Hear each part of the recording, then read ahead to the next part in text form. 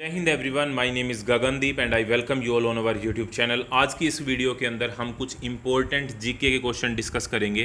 तो चाहे आप कोई भी डिफेंस का एग्ज़ाम दे रहे हैं, चाहे आप टेरिटोरियल आर्मी के लिए प्रिपेयर कर रहे हैं, चाहे आप आर्मी के लिए प्रिपेयर कर रहे हैं, सीडीएस, एनडीए, एफकैट, कोई भी एग्ज़ाम आप देने वाले हैं, उन सभी में ये क्वेश्चंस आपके लिए बेनिफिशियल साबित होंगे। बहुत सारे क्वेश्चन एज इट इज़ आपके एग्ज़ाम में आपको देखने को मिलेंगे और इनको हम प्रॉपर एक्सप्लेनेशन के साथ करेंगे। तो चलिए करते हैं आज की वीडियो स्टार्ट। और आज की क्लास का जो सबसे पहला क्वेश्चन है वो ये है कि the dash plateau is subdivided into the Garo hills, Khasi hills and the Jaintia hills named after the tribal group inhabiting the region. यानी कि कौन सा ऐसा पठार है जो सब डिवाइडेड है गारो पहाड़ियाँ, खासी हिल्स और जैंतिया हिल्स, जो कि गारो, खासी और जैंतिया वहाँ की हिल्स का नाम भी है और वहाँ के ट्राइबल ग्रुप्स का नाम भी है। उसी के नाम के ऊपर इनका हिल्स का नाम रखा गया है। तो ये कहाँ पे है? तो ये एक इम्पोर्टेंट क्वेश्चन है कि गारो, खासी और जैंतिया जो है वो कहाँ पे पाई जाती है। तो इसका जो करेक्ट आंसर है वो है मेघालय। ऑप्शन नंबर 4 हमारा यहाँ पे करेक्ट आंसर है कि गारो, खासी और जैंतिया नाम के जो ट्राइबल ग्रुप हैं या फिर जो गारो, खासी और जैंतिया हिल्स हैं वो कहाँ पर पाई जाती हैं? वो मेघालय में पाई जाती हैं। वेरी वेरी इंपॉर्टेंट क्वेश्चन है, आपके एग्जाम परस्पेक्टिव से आपको ध्यान रखना है। जितने भी क्वेश्चन हम यहाँ पे डिस्कस कर रहे हैं सभी इंपॉर्टेंट हैं। नेक्स्ट क्वेश्चन देखो, यहाँ पे क्वेश्चन क्या पूछ रहे हैं कि which of the following is the closest layer to the earth surface in which all weather occurs. इनमें से जो 4 ऑप्शन दिए गए हैं, धरती के सबसे पास में यानी कि अर्थ के सबसे पास में कौन सी लेयर है जिसके अंदर सारी की सारी जो वेदर एक्टिविटी होती है, यानी कि मौसम के चेंज, बादल वगैरह जो एक्टिविटी होती है वो सारी की सारी कौन सी लेयर के अंदर होती हैं? अर्थ की एटमॉस्फेरिक लेयर के अंदर। तो इसको हम एक, आपको कमेंट बॉक्स में इसका आंसर बताना है सबसे पहले, फिर एक चार्ट के थ्रू हम इससे रिलेटेड जो क्वेश्चन है उनको भी यहाँ पे सीखने की कोशिश करते हैं। तो देखो इस तरीके से ये स्टार्ट होता है हमारा। आपको याद रखने हैं, ऊपर से जब लिखेंगे तो एटमॉस्फियर ई से स्टार्ट कर दो आप, ETMS और फिर लास्ट में T, एटमॉस्ट्रोफोस्फियर। इस तरीके से कुछ आप याद रख सकते हैं अगर आप याद रखना चाहें तो। सबसे नीचे होता है ट्रोपोस्फियर, फिर होता है स्ट्रेटोस्फियर, फिर होता है मीजोस्फियर, फिर होता है थर्मोस्फियर और फिर होता है एक्सोस्फियर। एक्सो जैसे कि नाम से पता चल रहा है, एग्जिट यानी कि सबसे बाहर का। तो सबसे पहले यहाँ पे देखो सबसे नीचे होता है ट्रोपोस्फियर। अब ट्रोपोस्फियर की क्या खासियत है कि जो हमारे एरोप्लेन उड़ते हैं वो ट्रोपोस्फियर में उड़ते हैं, ये जितने भी बादल बनते हैं ये ट्रोपोस्फियर में बनते हैं, हॉट एयर जब बैलून होते हैं वो सारे के सारे ट्रोपोस्फियर में होते हैं। क्वेश्चन आपसे एक तो यही बन गया कि अर्थ के सबसे पास में कौन सा है, तो ट्रोपोस्फियर है। दूसरा क्वेश्चन ये बन सकता है कि ये जो हमारे एरोप्लेन होते हैं, जो पैसेंजर एरोप्लेन होते हैं मेनली, वो कौन सी लेयर में उड़ते हैं, तो वो भी ट्रोपोस्फियर में उड़ते हैं। और जो बादल वगैरह, जो मौसम की एक्टिविटी है, बारिश होना, ये सारी चीज़ें कहाँ पे होती हैं? ये भी ट्रोपोस्फियर में होती हैं। यानी कि जो धरती से स्टार्ट करें तो जो पहली लेयर होती है। दूसरी लेयर हमारी होती है स्ट्रेटोस्फियर। अब ये क्वेश्चन आपसे पूछ लिया जाता है कि जो ओजोन लेयर होती है वो कौन से में होती है, तो ओजोन लेयर होती है दूसरे नंबर वाले में, यानी कि स्ट्रेटोस्फियर में होती है। ओजोन लेयर कौन सी लेयर में पाई जाती है? स्ट्रेटोस्फियर के अंदर पाई जाती है। और ओजोन का फार्मूला आपको पता है, O3 होता है। और ओजोन का नुकसान किससे होता है? मेनली जो नुकसान होता है वो CFC, क्लोरोफ्लोरोकार्बन से होता है। इससे ऊपर जो होती है वो होती है मीजोस्फियर। जैसे मीजोस्फियर इसका नाम है, तो मेट्रोइड्स भी जो होते हैं, मीटियोर्स जो होते हैं, वो कौन सी लेयर्स के अंदर होते हैं? मेनली वो मीजोस्फियर के अंदर होते हैं। M से ही मीजो हो गया और M से ही क्या हो गया? मीटेरोज हो गए। तो ये हमारा ध्यान हो गया। उसके बाद में ऊपर होता है थर्मोस्फियर। जो सैटेलाइट वगैरह होते हैं मेनली वो थर्मोस्फियर के अंदर होते हैं। और ऑरोरा भी जो पाया जाता है वो भी किस में पाया जाता है? थर्मोस्फियर में पाया जाता है। और सबसे आखिरी के अंदर क्या होता है? एक्सोस्फियर होता है। नाम से पता चल रहा है, एक्सो मतलब एग्जिट, यानी कि जिससे फिर उसके बाद तो स्पेस स्टार्ट हो जाता है, तो उसको हम एक्सोस्फियर बोलते हैं। और जो स्पेसशिप होती है वो सारी की सारी किस में पाई जाती हैं? एक्सोस्फियर में पाई जाती हैं। तो देखो सारे क्वेश्चन यहाँ से क्लियर हो गए। अब क्वेश्चन आपसे पूछा जाए कि धरती के सबसे पास में कौन सी है, तो ट्रोपोस्फियर है। बादल वगैरह जो एक्टिविटी होती है किस में होती है? ट्रोपोस्फियर में होती है। पैसेंजर वाले जो एरोप्लेन उड़ते हैं वो किस में उड़ते हैं? ट्रोपोस्फियर में उड़ते हैं। हॉट एयर बलून किस में होते हैं? ट्रोपोस्फियर में होते हैं। ठीक है। दूसरे नंबर वाली स्ट्रेटोस्फियर होती है।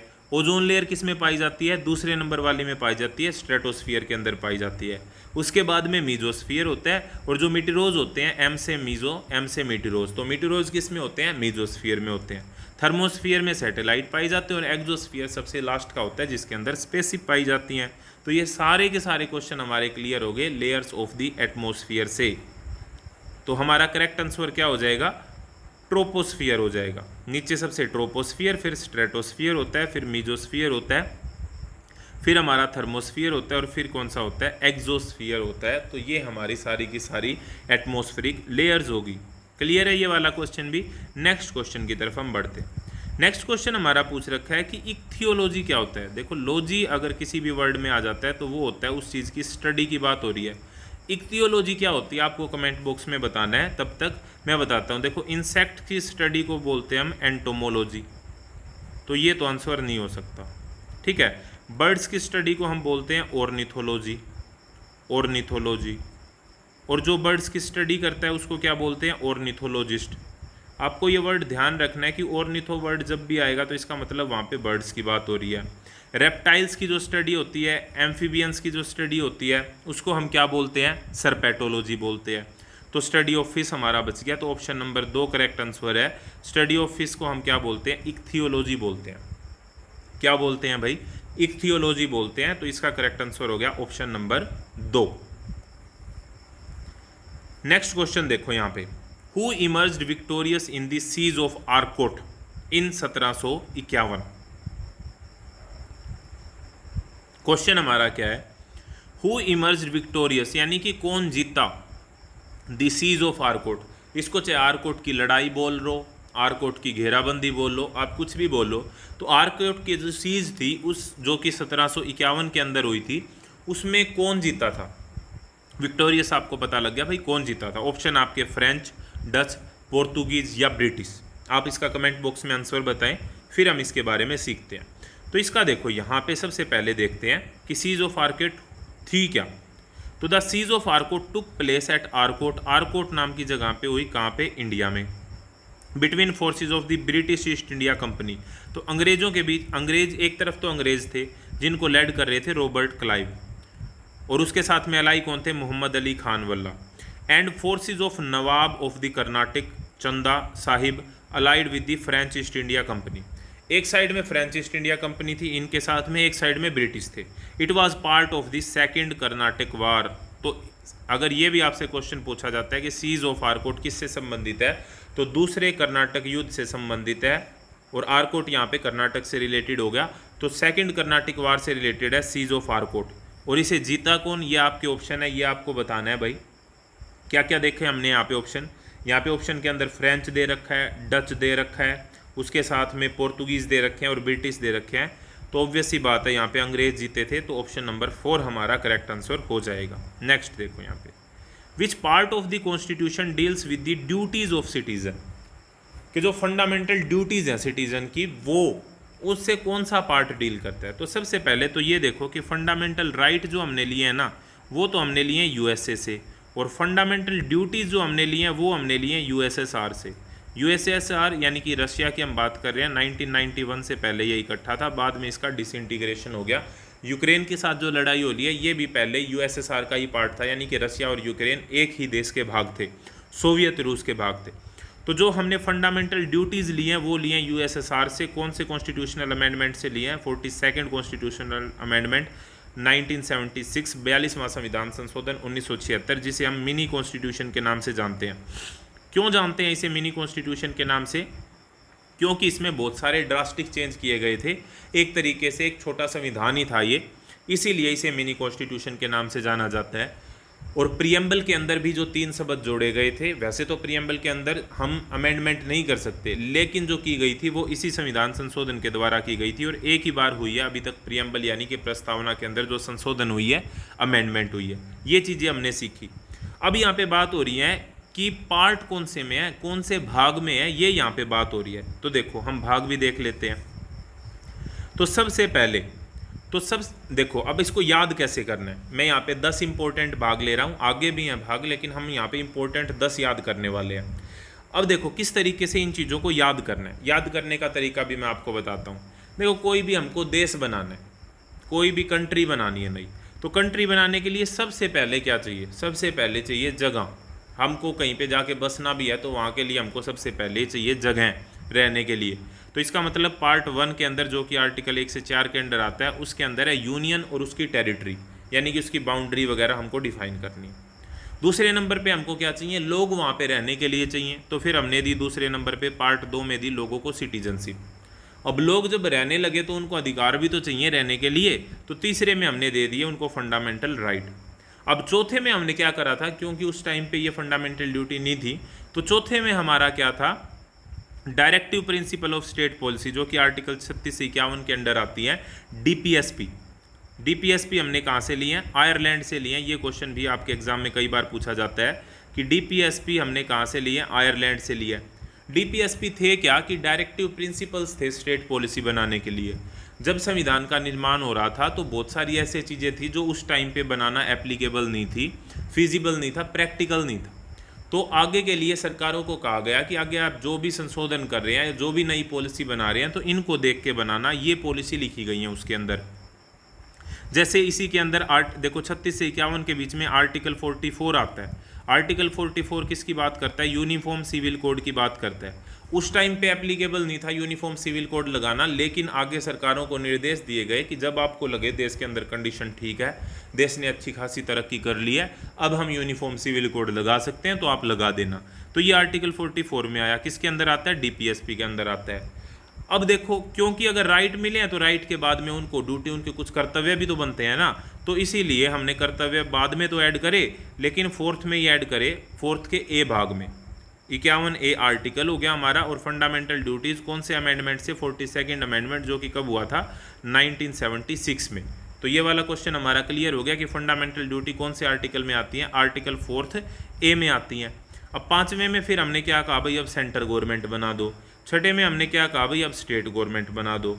7वें में और 8वें में आप एक बार के लिए छोड़ दो। 9वें के अंदर पंचायत आ गई, 10वें के अंदर म्यूनसिपैलिटीज़ आ गई, 9वें के ए के अंदर ही देखो, 9वें में ही पंचायत और म्यूनसिपैलिटी तो इकट्ठी हैं, तो 9वें और 9वें के ए के अंदर हमने पंचायत और म्यूनसिपैलिटी दे दी, और 10वें के अंदर हमने शेड्यूल और ट्राइबल एरिया का जिक्र कर दिया। तो इस तरीके से आपको ध्यान रखना है। शुरू के 4-5 तो आपको ऐसे याद हो जाएंगे। सबसे पहले देश की बाउंड्री, तो यूनियन एंड इट्स टेरिटरी। दूसरे नंबर पे इसमें सिटीजन लाओ, तो सिटीजनशिप दे दी। तीसरे नंबर पे सिटीजन्स को राइट भी चाहिए, तो हमने राइट दे दिए। चौथे नंबर पे हमने ये बताया कि किस तरह से आगे आपको पॉलिसी बनानी है। फिर हमको ध्यान आया कि हाँ भाई राइट दे रखे हैं तो उनके कर्तव्य भी तो होने चाहिए कुछ, तो हमने चौथे के ही ए भाग में 42वां संविधान संशोधन 1976 आर्टिकल 51A के अंदर हमने फंडामेंटल ड्यूटीज़ को ऐड कर दिया।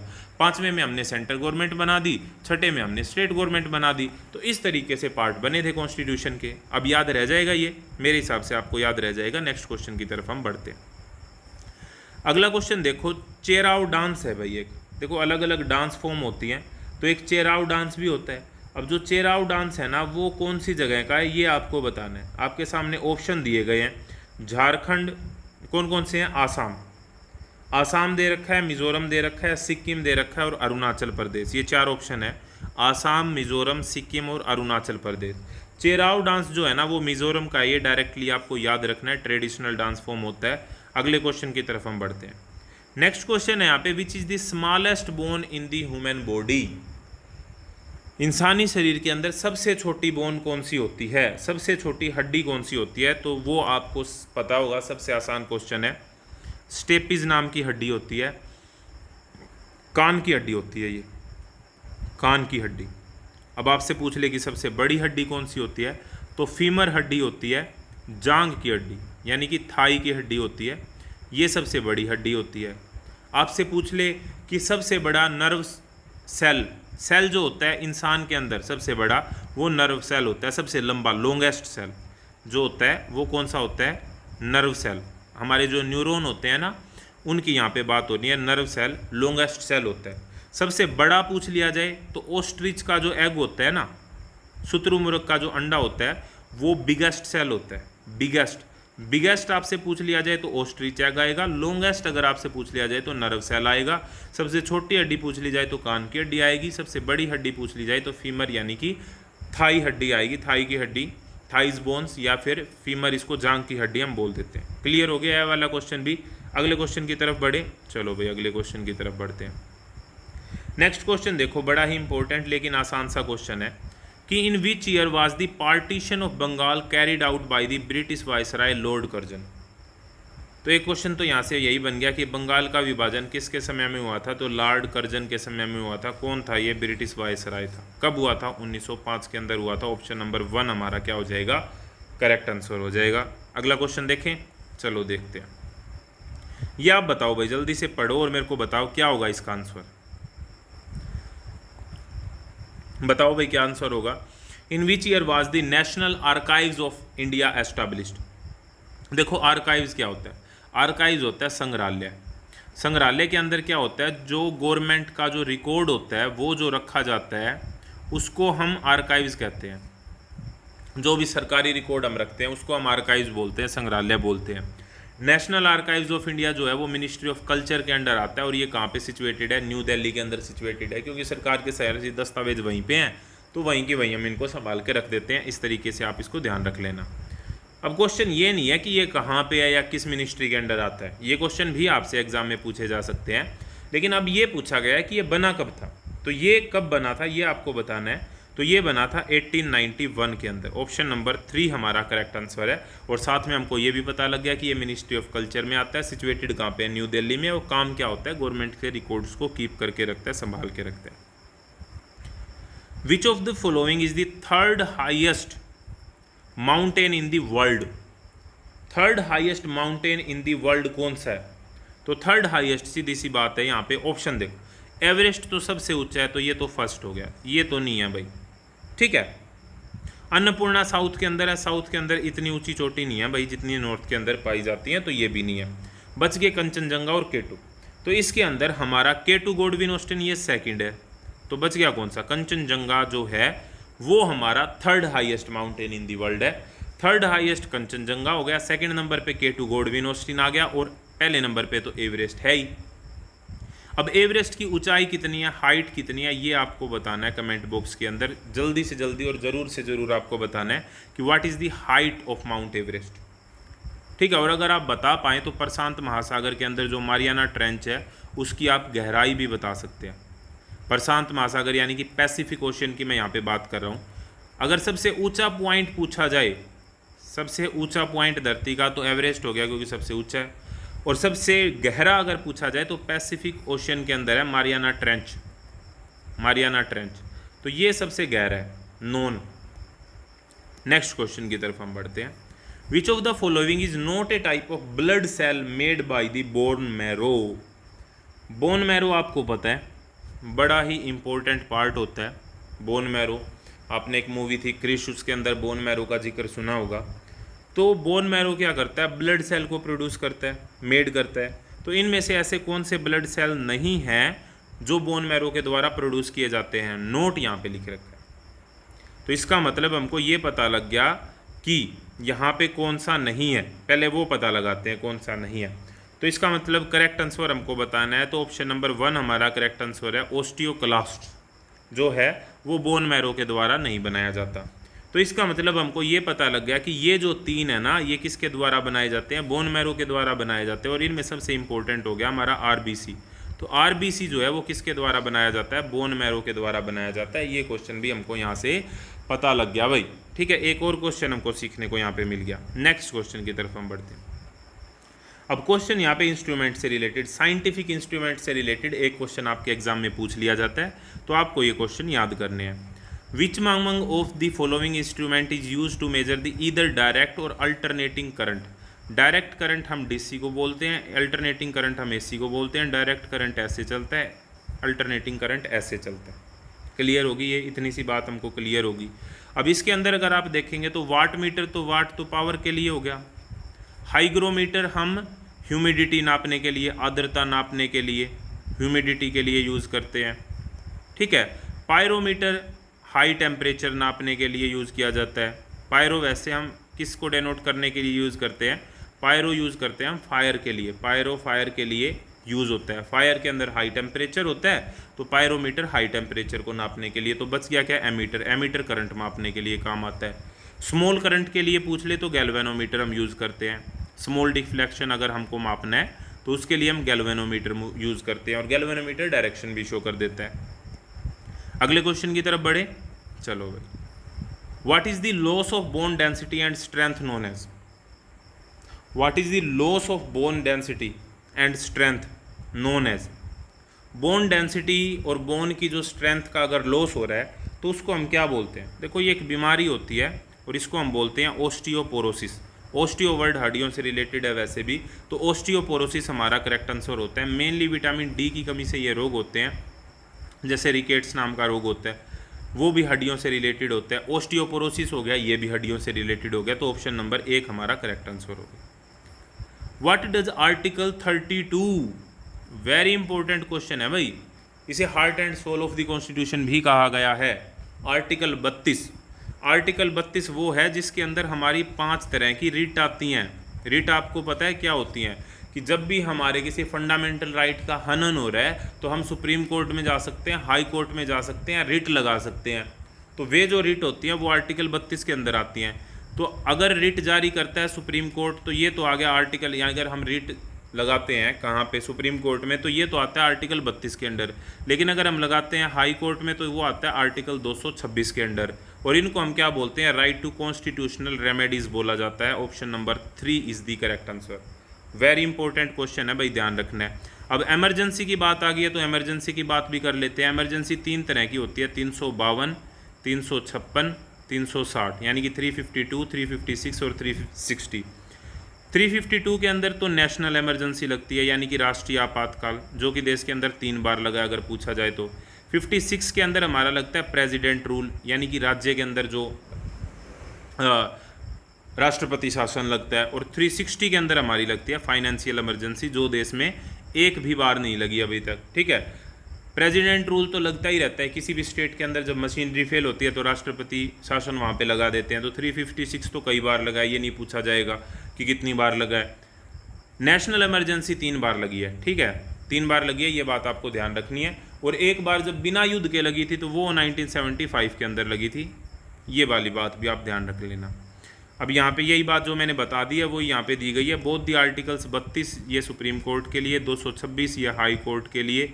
हाई कोर्ट के लिए क्या करते हैं, ये 5 टाइप्स ऑफ रिट प्रोवाइड करते हैं। कौन कौन सी रिट हैं, habeas corpus, mandamus, prohibition, certiorari and quo warranto. ये 5 तरह की रिट होती हैं जो हमें आर्टिकल 32 या आर्टिकल 226 से मिलती हैं। आर्टिकल 32 सुप्रीम कोर्ट से रिलेटेड है, 226 हाई कोर्ट से रिलेटेड है। इन्हें राइट टू कॉन्स्टिट्यूशनल रेमेडीज़ कहा जाता है, जिसे heart and soul of the constitution भी बोला गया है। तो मेरे हिसाब से ये वाला कंसेप्ट भी आपका क्लियर हो गया होगा। नेक्स्ट क्वेश्चन की तरफ हम बढ़ते हैं। अब लिट्टी चोखा होता है भाई, एक लिट्टी चोखा सुना है भाई इसका नाम, लिट्टी चोखा। लिट्टी चोखा ना एक कुजीन होती है। कुजीन का क्या मतलब होता है कि किसी पर्टिकुलर जगह की जो स्पेशल कोई भी खाने की चीज़ होती है उसको हम कुजीन बोल देते हैं, ठीक है। तो लिट्टी चोखा जो है, जैसे दाल बाटी चूरमा आपने सुना होगा, दाल बाटी चूरमा, ये कहाँ का है भाई, राजस्थान का है। दाल बाटी चूरमा कहाँ का है, राजस्थान का है।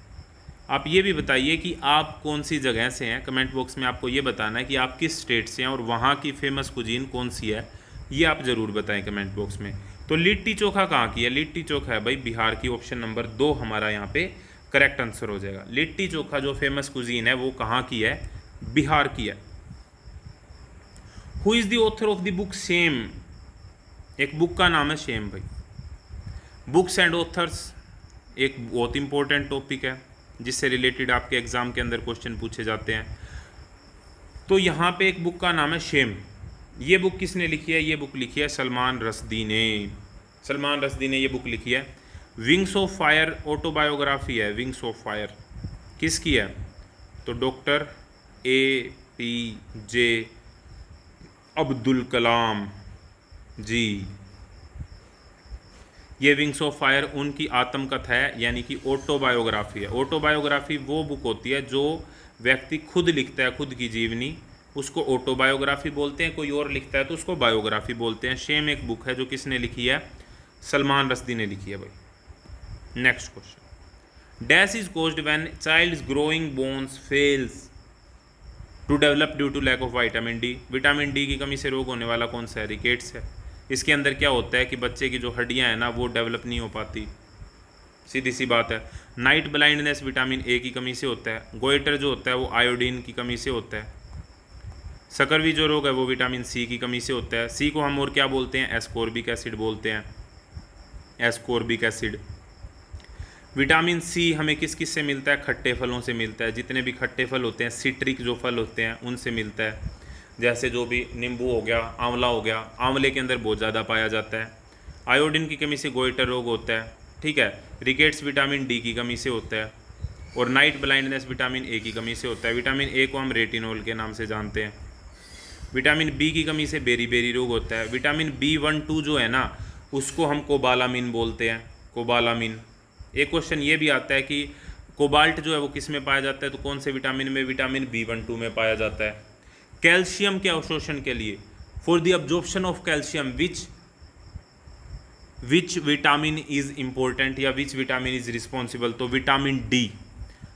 कैल्शियम के अब्जॉर्प्शन के लिए, यानी कि कैल्शियम के अवशोषण के लिए कौन सा विटामिन इंपॉर्टेंट होता है? तो विटामिन डी इंपॉर्टेंट होता है। एक और क्वेश्चन आता है विटामिन से रिलेटेड, खून का थक्का, यानी कि जो ब्लड क्लोटिंग होती है उसमें इंपॉर्टेंट रोल कौन प्ले करता है? तो विटामिन के इंपॉर्टेंट रोल प्ले करता है। विटामिन से रिलेटेड एक और क्वेश्चन है कि कौन सा विटामिन है जो कि जल के अंदर घुलनशील है, यानी कि वाटर सोल्यूबल विटामिन कौन से होते हैं? वाटर सोल्यूबल होते हैं विटामिन बी और सी। अब फैट सोल्यूबल या फिर लिपिड सोल्यूबल अगर आपसे पूछा जाए तो वो कौन सा होगा भाई? फैट सोल्यूबल या लिपिड सोल्यूबल आपसे पूछा जाए तो वो होगा ए, डी, ई और के, यानी कि जो 4 बच गए वो कौन से होते हैं? फैट सोल्यूबल होते हैं। वाटर सोल्यूबल विटामिन बी और सी होते हैं। तो देखो कितने सारे क्वेश्चन हमको सीखने को मिल गए। इसी तरीके से हम बढ़िया से तैयारी करेंगे, आप यकीन मानिए बहुत अच्छे होंगे आपके एग्जाम अगर आप बढ़िया से तैयारी करते हैं तो, और इन वीडियोस को रेगुलरली देखते रहते हैं। तो चाहे आप किसी एग्जाम के लिए प्रिपेयर करें, whether it is CDS, FCAT, territorial army exam, NDA, जो भी आपका एग्जाम है उसमें बहुत ज़्यादा ये आपकी हेल्प करेंगे। नेक्स्ट क्वेश्चन हमारा क्या है यहाँ पे? नेक्स्ट क्वेश्चन देखो, नेक्स्ट क्वेश्चन हमारा है कि OWI एक टिपिकल फोक सॉन्ग होता है। फोक मतलब जो पर्टिकुलर जगह के होते हैं, which is made up of couplet describing women's maternal and marital homes and is sung by village women folk while performing routine chores throughout the day, belong to which state? Main बात ये है कि ओवी जो folk song होता है वो कौन सी जगह से रिलेटेड है? तो इसका करेक्ट आंसर होगा महाराष्ट्र। तो ये थी आज की वीडियो, आई होप आपको अच्छी लगी होगी। अगर आपको ये वीडियो अच्छी लगी और आप चाहते हैं कि मैं इसी तरीके से कंटिन्यू और वीडियो बनाता रहूं, तो आप कमेंट बॉक्स में कमेंट जरूर करें, वीडियो को लाइक जरूर करें, वीडियो को अपने दोस्तों के साथ शेयर जरूर करें, और इस तरह की और वीडियो के लिए चैनल को सब्सक्राइब जरूर करें। तो जुड़े रहिए चैनल के साथ। नेक्स्ट वीडियो तक जय हिंद, जय Bharat. Thank you very much.